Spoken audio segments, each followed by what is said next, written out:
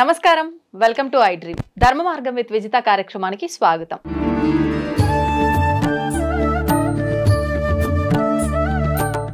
నమస్తే అండి. నమస్తే. మామూలుగా భగవంతుడు భగవంతుడు అంటుంటాము. ఏ పని చేసినా భగవంతుడు చూస్తున్నాడు, భగవంతుడే మనం నడిపిస్తున్నాడు, భగవంతుడే అన్ని సకలం సృష్టి అన్నిటికీ ఆధారమే భగవంతుడు, మూలం భగవంతుడు అంటాం. అసలు ఏంటి భగవంతుడికి మనకున్న సంబంధం ఏంటి? అసలు ఎలా మొదలైందా సంబంధం అనేది? భగవంతుడికి భక్తుడికి అనేటటువంటి సంబంధాలు మనకి ఎన్నో ఇతిహాసాలు, పురాణాలు, మనకి ఎన్నో చరిత్రల్లో మనుష్యుడికి భగవంతుడికి ఉన్నటువంటి సంబంధాన్ని చాలా గొప్పగా చెప్పారు. భగవంతుడు అన్న శబ్దానికి అర్థం మనలో ఉన్నటువంటి యొక్క చైతన్యమునకే భగవంతుడు అనేటటువంటిది ఒక అర్థంగా చెప్తారు మనకి. దేహో దేవాలయ ప్రోక్తో జీవో దేవ సనాతన త్యజేత అజ్ఞాన నిర్మాల్యం సోహంభావేన పూజయేత్ అని మనకి ఒక శ్లోకం ఉన్నది. దీని మీనింగ్ ఏమిటి, అర్థం ఏమిటి అంటే మన దేహమే దేవాలయము అని అన్నమాట. జీవుడు అనేటటువంటి ఈ యొక్క పదార్థమునకే దేవుడు అనేటటువంటిది పేరు. జీవో దేవ సనాతన అన్నాడు అన్నమాట. జీవుడే లోపల ఉన్నటువంటి వాడు దేవుడు. అందుకే మీరు చూడండి, మీరు ఏ భావనతో చూస్తే భగవంతుడు మనకు ఆ భావనతో కనబడతాడు. ఉదాహరణకి ఒక మంచి మూడ్తో కనుక మీరు వెళ్ళి దేవాలయ దర్శనం చేశారనుకోండి, ఇవాళ ఎందుకనో నాకు పరమశివుడు నన్ను చూశాడు అన్న అభిప్రాయం కలిగింది అనే ఒక ఆనందాన్ని మనం పొందుతూ ఉంటాం అన్నమాట. అవును, కొన్నిసార్లు అనిపిస్తుంది. ఎందువలన అలా పొందుతారు అని అంటే ఆ రోజు మనం చూసినటువంటి యొక్క భావన అంత గొప్పగా ఉన్నది అని అర్థం. మరి ఆయనలో ఏదైనా మార్పు ఉన్నదా? లేదు, ఆయన అలాగే ఉన్నారు. మనం మన యొక్క భావనల్ని చక్కగా ఆనందంగా చేసుకొని వాళ్ళ దగ్గరికి వెళ్ళాం కాబట్టి ఆనందకరమైనటువంటి రూపం మనకు అక్కడ కనపడేది. అలాగే ఒక్కొక్కసారి చూడండి, మీరు ఏదో ఒక డిప్రెషన్లో మనం కూడా కొన్నిసార్లు దేవాలయానికి వెళ్ళినప్పుడు ఏమనిపిస్తుందంటే, అందరూ భగవంతుడు అంటున్నారు కానీ ఒక్కొక్కసారి నాకు కూడా నమ్మకం కలగదు. ఎక్కడున్నాడో దేవుడు, ఏం చేస్తున్నాడో దేవుడు, నా యందు ఎందుకు దయ ఉండదు అనేటటువంటి అభిప్రాయం కలుగుతుంది. ఇక్కడ మనం ఉదాహరణకి మనం గమనిస్తే ఎన్నో సందర్భాలు దేవతా సంబంధమైన దగ్గర ఉన్నటువంటి వాళ్ళు కూడా ఎదుర్కొన్నారండి. దానికి మన ప్రత్యక్ష ఉదాహరణ మనం ఏం చెప్పుకోవచ్చు అంటే, శ్రీకృష్ణ పరమాత్మ పాండవులతోనే ఉన్నారు భారతం అంతా. మరి పాండవులు కష్టం రాలేదా? వాళ్ళకి వచ్చింది. పరిపూర్ణమైన కష్టమంతా ఎవరు ఎదుర్కొన్నారండి? పాండవులే ఎదుర్కొన్నారు. మరి సుఖమైనటువంటి భోగములన్నీ ఎవరు అనుభవించారండి? కౌరవులు అనుభవించారు. పరమాత్మ ఎక్కడున్నారండి? మధ్యలోనే ఉన్నారండి. అంటే ఇక్కడ మనం గుర్తుపెట్టుకోవాల్సింది, పరమాత్మ ఉంటే ఇవన్నీ ఉండవు అని కానీ, పరమాత్మ లేకపోతే ఇవన్నీ ఉంటాయి అని కానీ మనకి కాదు. లిఖితమైనటువంటి యొక్క పూర్వకమైనటువంటి మన జీవితం ఏదైతే నిర్ణయించబడిందో, పాపపుణ్యముల యొక్క విధానాన్ని బట్టి, మన ఎల్ఐసి కట్టడాన్ని బట్టి మనకి మెచ్యూరిటీ ఎలా వస్తుందో, మనం చేసినటువంటి పాపపుణ్యములు అనేటటువంటి యొక్క విభాగాన్ని బట్టి మన జీవితం ఒకటి అనేటటువంటిది నిర్ణయింపబడిపోతుంది. అది నిర్ణయింపబడిపోయినటువంటి తర్వాత అందులో మనకి మార్పులేమీ రావు. మరి నువ్వేం చేస్తావు? ఏది మనకు మారనప్పుడు మనం ఎందుకు మారాలి అనేటటువంటి ప్రశ్న కలిగినప్పుడు, కనీసం నువ్వు దాని నుంచి ఒడ్డున పడడానికి తగినటువంటి యొక్క శక్తిని నువ్వు తయారు చేసుకోవాలంటే నువ్వు మారాలి. ఎలా మారాలి? భగవంతుణ్ణి గట్టిగా పట్టుకోవాలి. నీ అంతట నువ్వే పట్టుకోవాలి. పట్టుకుంటేనే ఆ భగవంతుడు ఒక్కొక్కసారి దొరుకుతాడు, ఒక్కొక్కసారి దొరకడు. దీన్నే మన పెద్దలు ఏం చెప్తారు అంటే, రెండు రకాలుగా చెప్తారండి. దీన్ని మర్కట నీతి అనే మాటతో చెప్తారు, రెండవది మార్జాల నీతి అనేటటువంటి మాటతో చెప్తారు. మర్కట నీతి అంటే కోతి తన పిల్లల్ని మీరు గమనించండి, అది ఎప్పుడు అది పట్టుకోదండి దాని పిల్లల్ని. అది ఆ చెట్టు మీద నుంచి ఈ చెట్టు మీదకి వెళ్ళిపోతుంటే పిల్లలే కోతిని పట్టుకొని ఉంటాయి గట్టిగా. అంతేగాని తనెప్పుడు కౌగిలించుకొని కూర్చున్నట్టు మనకు కనపడదు. పిల్లలే తల్లి మీదకి ఎక్కి పట్టుకొని తల్లితో ఆడుకుంటూ ఉంటాయి. తల్లి రక్షిస్తుంది మాత్రమే, తల్లి పిల్లల్ని పట్టుకోదు. దాన్ని మర్కట నీతి అంట. రెండవ నీతిని ఏమన్నా? మార్జాల నీతి అన్నాం. మార్జాల నీతి అంటే పిల్లి తన పిల్లల్ని పట్టుకోవడం. పిల్లలు ఎప్పుడు పిల్లిని పట్టుకోవండి, అవి చాలా నిర్లక్ష్యంగా అవి వాటి పని చేసుకుంటుంటాయి. కానీ పిల్లే జాగ్రత్తగా నోటితో మళ్ళీ కొంచెం కూడా వాటికి ఆ పన్ను యొక్క పదును తగలకుండా పన్నుని జాయింట్ చేసి మధ్యలో పిల్లల్ని పెట్టుకొని పక్కింటికి వెళ్ళిపోతుంది, మీరు చూశారనే అనుమానం వస్తే. ఓకే, మీరు ఎప్పుడైనా గమనించండి, గతంలో పిల్లులు ఉండేవి. ఆ పిల్లికి కనుక తన పిల్లల్ని ఈ ఇంటి యజమాని చూశాడు అనిపిస్తే అది రాత్రికి రాత్రే షిఫ్ట్ చేసేస్తుంది. అందుకనే ఎవరైనా 4 చోట్లకి మారారంటే పిల్లల్ని తిప్పినట్టు తిప్పుతున్నావు అనేవారనమాట.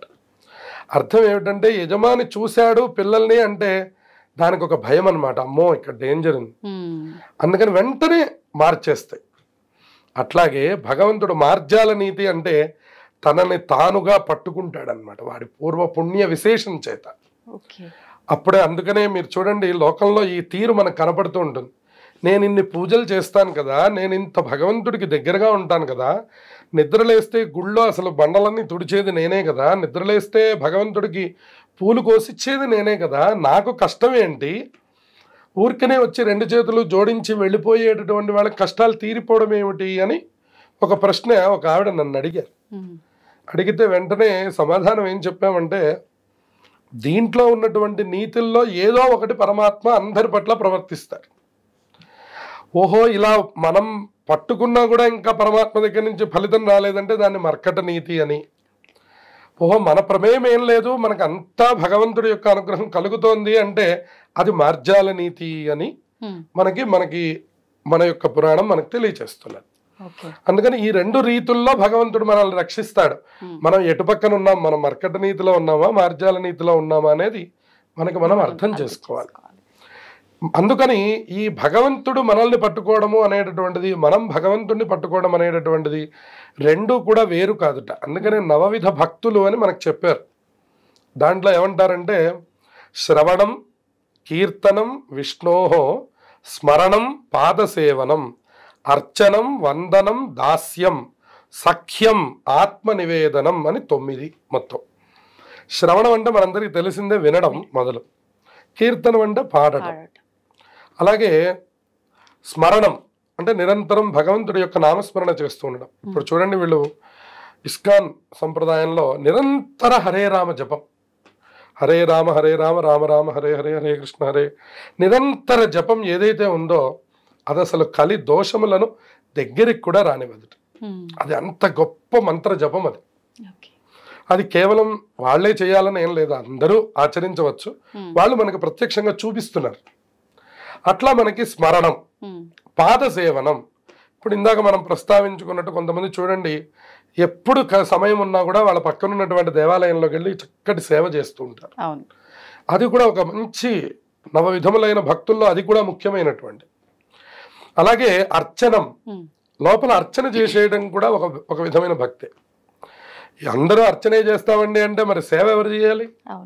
అందుకని అందరూ సేవ చేస్తామంటే అర్చన ఎవరు చేయాలి? అందువల్ల అర్చనం, పాదసేవనం, అర్చనం 2 విభాగాలు. వందనం, వందనం అంటే ఉదాహరణకు మనం భక్తుల్ని తీసుకోవచ్చు. భక్తుల పని ఏమిటండి? దేవాలయానికి వెళ్తే దండం పెట్టుకోవడమే, అంతకు మించి మనం ఏం చేయగలం చెప్పండి? ఇప్పుడు అక్కడికి వెళ్ళి పూజ ఎవరు చేయాలి? అర్చక స్వామి చేస్తారు. అక్కడ ఏదైనా క్లీనింగ్ ఉందనుకోండి, తొందరగా అందరు భక్తుల్ని ముట్టుకోనివ్వరు. కొంచెం అక్కడ తెలిసిన వాళ్ళు అని అనుకుంటేనే కొంచెం లోపలికి వచ్చి ఆ గిన్నె తీసుకెళ్ళి వేస్తారు. అందువల్ల మనం ఏం చేయగలం అంటే వందనం, అదొక్కటి మాత్రమే 2 చేతులు జోడించి పరమాత్మకి అర్పణం చేయడమే మనం చేయగలం. ఇక ఇంత స్థాయి వచ్చేసిన తర్వాత అంటే ఇప్పుడు మనం శ్రవణం అయిపోయింది అంటే భగవంతుడు ఏమిటో మనకు తెలిసిపోయాడు, భగవంతుడి యొక్క గుణగణాలు ఏమిటో మనం కీర్తించాము, భగవంతుడి యొక్క పాద సేవనం మనం చేశాం, భగవంతుడి యొక్క నామ జపం మనం చేశాం, భగవంతుడి యొక్క అర్చన మనకి ఏమిటనేటువంటి తెలిసిపోయింది. అన్నీ అయిపోయిన తర్వాత వందనం, ఆయనకి దండం పెట్టడం కూడా అయిపోయిన తర్వాత ఆ స్థాయి ఇంకా ముదిరిపోయి ఇంకొంచెం పైకి వెళ్ళిపోతుందట. మనకి బృందావనంలో గోపికలు ఆ స్థాయికి వెళ్ళిపోయారు. వెళ్ళిపోయి వాళ్ళు సఖ్యం, భగవంతుడు అనే భావన ఉండదు ఇంకా అక్కడ.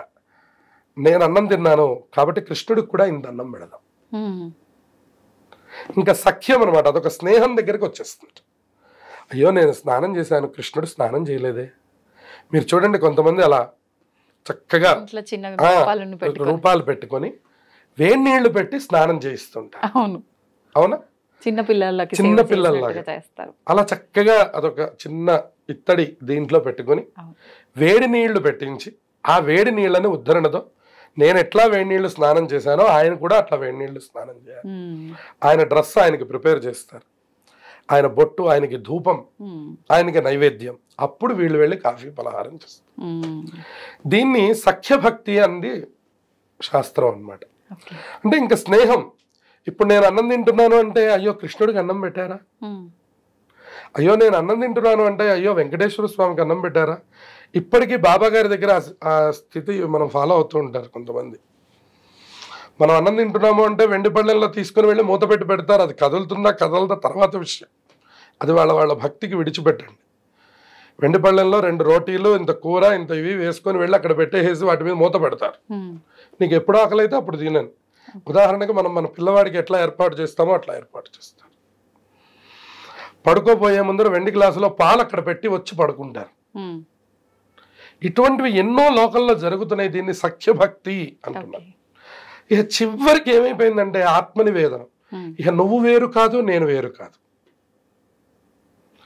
ఇక్కడ పరమాత్మ ఉన్నాడండి, ఇక్కడ పరమాత్మ లేడండి అనడానికి అవకాశం లేదు. ఇంకా ఆ స్థితికి వెళ్ళిపోయాం. అద్వైతం. ఇంకా 2 ఉన్నాయని చూడట్లేదు. పరమాత్మ ఎక్కడున్నాడు అంటే ఇక్కడే ఉన్నాడు పరమాత్మ. పరమాత్మ ఎదురుకుండా ఉన్నాడు అంటే ఎదురుకుండా ఉన్నవాడు పరమాత్మ కాదు, నేనే పరమాత్మ. అహమేవ అహం బ్రహ్మాస్మి అనే స్థితిలోకి వెళ్ళిపోతుంది. అందుకని అలా ఒక్కొక్క స్టెప్ ద్వారా ఒక్కొక్క మెట్టు ఎక్కి మనం కూడా పరమాత్మలోకి ఐక్యమైపోవడమే. దీన్ని నిర్గుణమైనటువంటి యొక్క ఉపాసన అంటామన్నమాట. ఈ నిర్గుణ ఉపాసన రావడానికి ముందు సగుణ ఉపాసన కావాలి. ఉదాహరణకి అమ్మా నాన్నల దగ్గర నుంచి మన జీవితం మొదలైంది అనుకోండి. మనం నిద్ర లేచి చూడడం మొదలుపెట్టినటువంటి తర్వాత నుంచి మనం మొట్టమొదట అమ్మ అంటాం, తర్వాత నాన్న అంటాం, తర్వాత అన్నయ్య, అక్కయ్య. ఇలా మనం మన బంధాలన్నిటినీ అమ్మ ద్వారా లోకంలోకి తెలుసుకుంటాం. ఈయన నీ మామయ్య, ఈయన మీ అత్తయ్య, ఇలా మనకి చెప్తారు. ఈవిడ మీ అమ్మమ్మ, ఈవిడ మీ తాతయ్య. ఇట్లా మనకు అన్నీ చెప్పిన తర్వాత ఒక 50 పరిచయాలు చెప్పారనుకోండి, మనకు కొన్ని అనుమానాలు వస్తాయి. ఏమిటి ఇంతమంది ఉన్నారేమిటి అనేటటువంటి అనుమానాలు వస్తాయి అన్నమాట. 50 మంది ఉన్నారా నా బంధువులు అని. మనకు కూడా సనాతన ధర్మంలో మన వాళ్ళందరూ విహీనమైనటువంటి ధర్మంలో అంటారు. మనకు ఒక 50 మందిని తల్లి పరిచయం చేస్తే అక్కడ ఉన్నటువంటి విధానాలన్నింటినీ కూడా వీళ్ళు పోల్చుకొని ఎట్లా అయితే మాట్లాడతారో మనకి హిందూ ధర్మంలో కూడా ఇంతమంది దేవతలు ఉంటారేమిటి అనేటటువంటిది మన మతం మీద ఇతర మతాలు వేస్తున్నటువంటి ప్రశ్న. మనకి బంధుత్వం ఎటువంటిదో మనకి దేవతా వర్గం కూడా మనకు అటువంటిది. ఉదాహరణకి ఒకళ్ళకి ఏ పని చేసినా మేనమామ గారికి చెప్పి చేయడం ఒక సంప్రదాయం. అట్లా మనకి ఏదో ఒక దేవతా ఉపాసనని చేయమంటూ ఉంటుంది మన సనాతన ధర్మం. ఉదాహరణకి వెంకటేశ్వర స్వామి వారు ఇష్టదైవంగా ఉంటారు, శివుడు ఇష్టదైవంగా ఉంటారు, సుబ్రహ్మణ్యుడు ఇష్టదైవంగా ఉంటారు, గణపతి ఇష్టదైవంగా ఉంటారు, ఆంజనేయ స్వామి వారు ఇష్టదైవంగా ఉంటారు. మీరు ఎవరినైనా పట్టుకోండి, అల్టిమేట్ మీరు చేయవలసినటువంటిది నిర్గుణమైనటువంటి ఉపాసన. అక్కడికి వెళ్తేనే దాన్ని మనం పండటం మోక్షం అనేటటువంటి పై మాటలు మాట్లాడతాం. ఇవాళ మనకి కాలక్షేపం మాటలు మోక్షంగా మాట్లాడుతూ ఉంటాం కొంతమంది. ఉదాహరణకి ఇవన్నీ చేయడం మనకి ఏమీ సంప్రదాయంలో లేదు, అంతా భగవంతుడిని తలుచుకోవడమే అని మనం ఇలా కూర్చొని మాట్లాడితే అది ప్రయోజనం లేదు. నిజంగా మనం భగవంతుడిని తలుచుకోగలిగాము అంటే అసలు మనం ఇక్కడ కూర్చొని ఉండలేము. కారణం ఏంటంటే భగవంతుడు ఇక్కడ ఏ రకమైనటువంటి యొక్క వాసనల దగ్గర భగవంతుడు మనకి దొరకడు. ఒక్కటే నియమం. వాసనలు అన్న శబ్దానికి అర్థం ఏంటంటే కోరికలు అని అర్థం.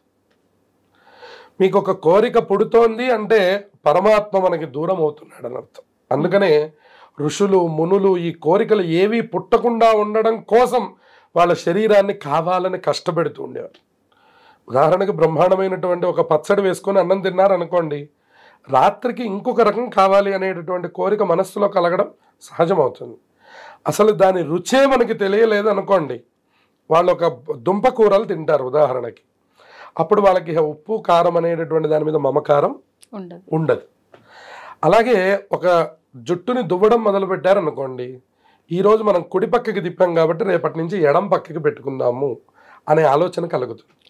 అసలు జుట్టే లేదనుకోండి, ఇంకా ఎటు పక్కకి తిప్పుతారు మనం? ఇట్లా భగవంతుణ్ణి చేరడానికి ఒక్కొక్క వైపు నుంచి కూడా ఒక్కొక్కటి తగ్గించుకుంటూ వస్తే పరమాత్మ అనేవాడు నిజంగా తెలుస్తాడు. రామకృష్ణ పరమహంస చెప్తారు, ఈ భక్తి అనేటటువంటిది ఒక జ్వరం, ఒక టెంపరేచర్ లాంటిది. నిజానికి భగవంతుణ్ణి చేరదాము అని మనం అనుకున్నప్పుడు ఎప్పటి లోపల చేరతావు అంటే, మొదటి సాధకుడు అంటాట 1 సంవత్సర కాలంలో చేరతాను అని అంటాట. అప్పటికి ఈ జ్వరం ఇంకా కంటిన్యూ అవుతూ ఉండాలి. జ్వరం ఉంటేనే కదండి మనం ఆహార నియంత్రణ కలుగుతుంది. జ్వరం లేదనుకోండి మనకు ఆవకాయ కావాలి, జ్వరం లేదనుకోండి మనకు బిర్యానీ కావాలి, జ్వరం లేకపోతే మనకు అన్ని రకాలు కావాలి. మనల్ని నియంత్రించేది ఏది మనకి అంటే ఒక జ్వరం. అందుకని ఎప్పుడు పరమహంస ఎప్పుడు ఊహిస్తారో అందుకనే వాళ్ళని ఋషులు అంటారు. అందుకని ఆయన అన్నారట, జ్వరం ఉండాలట పరమాత్మ తెలియాలంటే. వాడికి ఆహారం లోపలికి వెళ్ళదు, కళ్ళ ఎదురుకుండా ఉంటుంది. మంచినీళ్ళు లోపలికి వెళ్ళవు, కళ్ళ ఎదురుకుండా ఉంటాయి. మన కళ్ళ ఎదురుకుండానే అందరూ భోజనం చేస్తూ ఉంటారు, మనకు భోజనం చేయబుద్ధి కాదు, ధ్యాస దేనిపైన ఉండదు. అందుకనే రోగము భగవంతుడు దగ్గరికి వెళ్ళడానికి ఒక మార్గం. అందుకనే మీరు పెద్దలందరినీ చూడండి, ఏదో ఒక వ్యాధి వచ్చి వెళ్ళిపోయిన వాళ్ళు. రామకృష్ణ పరమహంసకు కూడా ఒక రాచపుండు పుట్టి ఆయన ఒక ఇబ్బందులు ఎదుర్కొని ఆయన వెళ్ళిపోయినారు. కంచి పరమాచార్య స్వామి వారికి 108 జ్వరం వచ్చి శరీరం అంతా ఊగిపోయి ఆయన వెళ్ళిపోయినారు. రమణ మహర్షి గారికి ఒక క్యాన్సర్ లాంటిది ఒక పుండు వచ్చి ఆ బాధ భరించలేక ఆయన వెళ్ళిపోయినారు. ఇలా మీరు ఎవరిని చూడండి, వాళ్ళ యొక్క స్థితుల్లో కొన్ని ఇబ్బందుల్ని ఎదుర్కొన్న వాళ్ళు. ఇక్కడ ఇబ్బంది అన్న శబ్దానికి అర్థం భగవంతుడు. ఎందుకంటే అన్ని ఆనందంగా ఉన్నప్పుడు మీకు భగవంతుడు దొరకడు. బాగా గుర్తురాడు, ఫస్ట్ గుర్తురాడు, దొరకడు, ఆలోచన కూడా మనకి రాదు. ఎప్పుడు కనపడతాడు అంటే ఖచ్చితంగా కష్టంలో ఉన్నప్పుడు, ఇబ్బందుల్లో ఉన్నప్పుడు అప్పుడే కనపడతాడు. దీనికి ఇంకొక ఉదాహరణ మీకు చెప్తే సరిపోతుంది. ఉదాహరణకి ఒక కమలం పువ్వు పుయ్యాలనుకోండి, మనం ఏసీలో తీసుకొచ్చి 4 తామరం విత్తనాలు వేశారనుకోండి, అక్కడ వస్తుందా? అది ఎక్కడ రావాలి? నీళ్ళల్లో, అది బురదలోనే రావాలి. అది ఎక్కడ మట్టి, ఆ బంకమట్టి ఎక్కడ ఉంటుందో అక్కడ చూసి మాత్రమే వస్తుంది. ఇప్పుడు మీరు ఆ పువ్వు అందుకోవాలనుకోండి, మన వాళ్ళందరూ పాపం ఈ హైజెనిక్ ద్వారా ఏమనుకుంటారంటే, అస్సలు మట్టి అంటకుండా కొంచెం దానిట్ట పట్టుకుందాం అని అనుకుంటారు. ఏ మాత్రమూ సాధ్యం కాదు. కాలికో చేతికో ఏదో ఒకటి అంటకుండా మీరు ఆ కమలాన్ని ముట్టుకోలేరు. పరమాత్మ కూడా ఎక్కడున్నాడు అంటే అక్కడే ఉన్నాడు. పరమాత్మ ఏసీల్లో లేడు. మీరు ఇంత టెక్నాలజీ మనకు పెరిగిపోయింది, ఇవాళ మనం ఇంట్లో కూర్చుంటే కనపడేంత మాధ్యమాలు మనందరికీ వచ్చాయి. కానీ ఎక్కడైనా మనం కమలాన్ని పుట్టించగలమండి మన ఇంట్లో? ఇవాళ మనము పాట్స్లో అనేకమైనటువంటి పెంచుతున్నాం. ఇవాళ బ్రహ్మకమలం కూడా మన ఇంట్లో పెంచుకునేంత స్థాయికి మనం ఇవాళ వచ్చాం. కానీ కమలం పెంచగలమా అండి? పెంచలేం. కమలమే పరమాత్మ. అది ఎక్కడ దొరకాలి? మీ కాళ్ళకి బురద అంటాలి, మీ చేతికి బురద అంటాలి, అప్పుడే మీకు భగవంతుడు దొరకాలి. అట్లాగే ఈ శరీరం అనేటటువంటి దాన్ని కొంచెమైనా మనం కష్టపెట్టి, ఎవరి కోసం కష్టపెడుతున్నాం? మన కోసమే మనం కష్టపెడుతున్నాం. ఆ సేవ చేయమంటోంది. ఇందులో సనాతన ధర్మంలో ఇక్కడ పాదసేవనం అన్న శబ్దానికి అర్థంలో ఎంతో మంది తరించారు. ఎందుకు తరించారంటే సేవ వల్ల మాత్రమే తరించారు. ఇవాళకి కూడా సత్యసాయి ట్రస్ట్ కానివ్వండి, ఇస్కాన్ కానివ్వండి, ఇంకా ఇట్లా ఎన్నో మతాలు మనకి తెలియజేస్తున్నవి ఏమి అంటే, ముందు మీరు సేవ చేయండి, అందరికీ ముందర సేవ చేయండి. సేవ అన్న శబ్దానికి అర్థం ముందు వాళ్ళకి ఏం కావాలో అది ఏర్పాటు చేయడం. సేవ మీన్స్ సాక్రిఫైస్ అన్నమాట. ఒక త్యాగం చేయండి.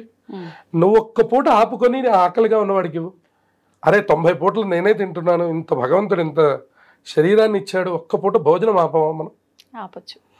ఈ త్యాగం మొదలైతే పరమాత్మకి నిన్ను చూడడం మొదలవుతుంది. అందుకని త్యాగము, ప్రేమ, సేవ ఈ మూడిటి ద్వారానే మనం పరమాత్మని చేరుకోగలుగుతాం. అందులో మనం ఎవరం ఎట్లా చేస్తాము అనేటటువంటిది వాళ్ళ బుద్ధికి విడిచిపెట్టచ్చు. మనం గతం వీడియోస్లో కూడా చాలాసార్లు చెప్పుకున్నాం. నిరంతరం సేవ చేయండి, నిరంతరంగా మీ యొక్క ద్రవ్యాన్ని త్యాగం చేయండి, మీ కుటుంబం కోసం కొంత కేటాయించుకోండి, సమాజం కోసం కొంత కేటాయించండి, దానం కోసం కొంత కేటాయించండి, అందరికీ ఉపయోగపడే ప్రయత్నం చేయండి. ఎందుకంటే అందరికీ పరమాత్మ ఐశ్వర్యాన్ని ఇవ్వడు. మనల్ని సెలెక్ట్ చేసుకొని పరమాత్మ మనకు ఐశ్వర్యాన్ని ఇస్తున్నాడు అంటే నువ్వు ఈ పని చెయ్యరా అని అర్థం అన్నమాట. అది మీరు గ్రహించలేదనుకోండి, ఈ ఐశ్వర్యం పాపం రూపంలో వెనకాల పెరిగిపోతుంది. ఆ తర్వాత మనకు అది వ్యాధి రూపంలో ముందరకు వచ్చేస్తుంది. ఆ వచ్చినటువంటి తర్వాత మనం తీసుకువెళ్ళి ఎవరికో పెడతాం. అందుకనే లక్షాధికారైన లవణమన్నమే కాని మెరుగు బంగారంబు మింగపోడు. తినడానికి లవణమన్నమే తినాలి, కానీ మెరుగు బంగారం పళ్ళెల్లో వేసుకొని వడ్డించుకొని మనం ఏమి భోజనం చేయలేం. అట్లాగే ఈ ద్రవ్యం అంతా కూడాను ఇది వరకు లోపలికి గుంటలు తీసేసి లంకె బిందెలు అని ఉండేవి, అవి పాడవవు అన్నమాట. అవి మీరు కొన్ని వందల సంవత్సరాలు పెట్టండి, ఆ బిందెకి చిలుము పట్టదు. అటువంటి బిందెల్లో పెట్టి లోపల ఖజానా దాచుకునేవాళ్ళు, ఎందుకంటే మనకు బ్యాంకు సౌకర్యం లేదు కాబట్టి. అటువంటి దాచి తుదకు దొంగలకిత్తురో దొరలు కవునో అని అంటుండేవారు. దొంగ కూడా తవ్వి తీసుకెళ్ళిపోవచ్చు. దొరలు అంటే ఇది వరకు రాజులు, వాళ్ళకి అనుమానం వచ్చిన చోట తవ్వించేటటువంటి రైట్ వాళ్ళకు ఉండేది. వాళ్ళు వచ్చి తవ్వేసి వాళ్ళు తీసుకొని వెళ్ళిపోతారు. ఇప్పుడు నువ్వు ఎవరి కోసం దాచిపెట్టావో అది నీకు ఉపయోగపడలేదు, వాళ్ళకి ఉపయోగపడలేదు. అందులో ఇది నరసింహ శతకకర్త అన్నాడు, తేనె జుంటీయలీవవా తెరవరులకు అన్నాడు. తేనెటీగలు చూడండి ఎంతో కష్టపడి తెస్తాయి తేనె. ఆ తేనె తయారు చేయడం ఇంకా తేనెటీగ వల్ల తప్ప వేరే దీని వల్ల కూడా సాధ్యం కాదు, ఏ ప్రాణి వల్ల కూడా. అదొక్కడే తయారు చేయగలదు. దాని ప్రారంభం ఏమిటంటే అదొక్కనాడు ఆ తేనె తాగలేదు. దాని తొట్టె పెద్దదయ్యేంత వరకు చూస్తూ ఉంటాడు ఆ అడవి జాతివాడు. కాస్త తేనె తొట్టె పెద్దదైందంటే పెద్ద పొగ పెడతాడు, అన్ని తేనెటీగలు పారిపోతాయి. శుభ్రంగా తేనె తీసుకొని పిండుకుంటాడు, తాగుతాడు. ఈ కష్టపడింది ఎవరు, ఈ తెచ్చింది ఎవరు, దాంట్లో నింపింది ఎవరు, ఆ మైనపు గూడు కట్టింది ఎవరు, గూడు నిండా తేనెని నింపింది ఎవరు, నింపినటువంటి తర్వాత అనుభవించింది ఎవడు. అందుకే పెద్దవాళ్ళు సామెతలు చెప్తుంటారు కదా, సొమ్మొక్కరిది సోకొక్కరిది అని. అందువలన భగవంతుణ్ణి చేరుకోవడానికి మొట్టమొదటి 3 రకాలైనటువంటి అంశములు మనం చెప్పుకున్నవి: త్యాగం, రెండవది ప్రేమ, మూడవది సేవ. ఈ 3 ద్వారానే మనం చేరగలము. కాబట్టి ఈ 3 ద్వారా మీరు ఎంతైనా విశ్లేషణ చేసుకోవచ్చు. సంతోషం అండి, చాలా మంచి విషయాలు తెలియజేశారు. ధన్యవాదాలు. శుభమస్తు.